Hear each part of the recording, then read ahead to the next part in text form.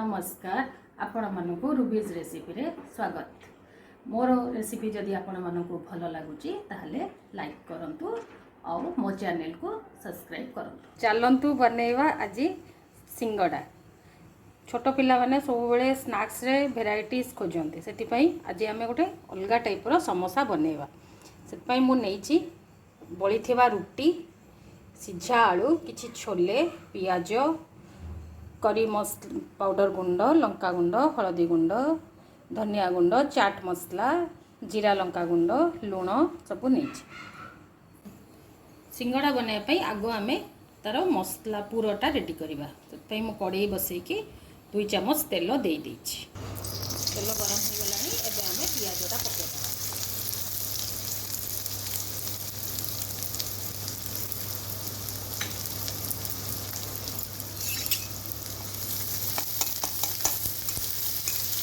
पियाजटा हल्का brown colour होला पर्यंत ताकू भाजी नेबा। पियाजटा अल्प लाल हो गला बेले आपण गैसटा कमे देबे।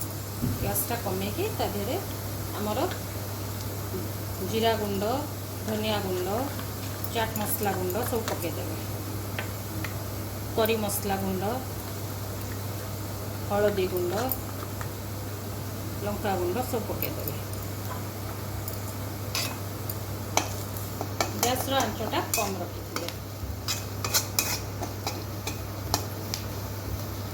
एटा अल्प खाली एपट सेपट कला परे 1 मिनिट परे ता धीरे पके दबा। आमे रखिथिबा सिझेई की रखिथिबा छोले आलू गुडा को हाथ रे एमती दाबी की पके देबे।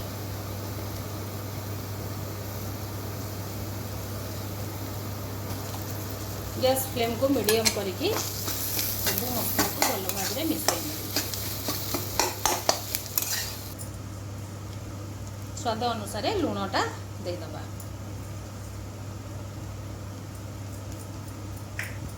देखंतु मसलाटा पूरा भाजी हो गला। एबे एको काढी दबा।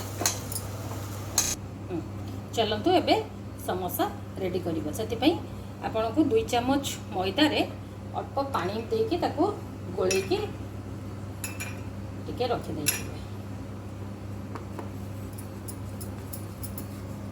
एटा खाली हमर ताको सील करिबा पई दरकार रे आसीबा।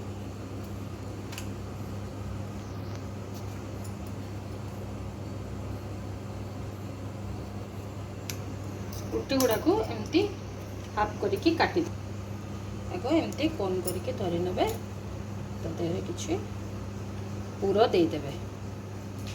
पूरा दे सरला परे टिके हाथ रे मैदार पेस्ट को नहीं कि सेटा को टिके खाली एमती सील कर देबे।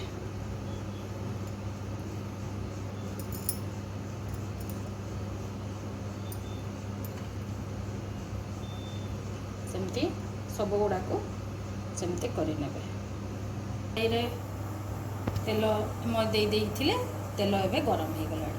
गरम हो गले गैसटा कमे देबे। कमे सरला परे ए गुडा को तेल रे दे देबे।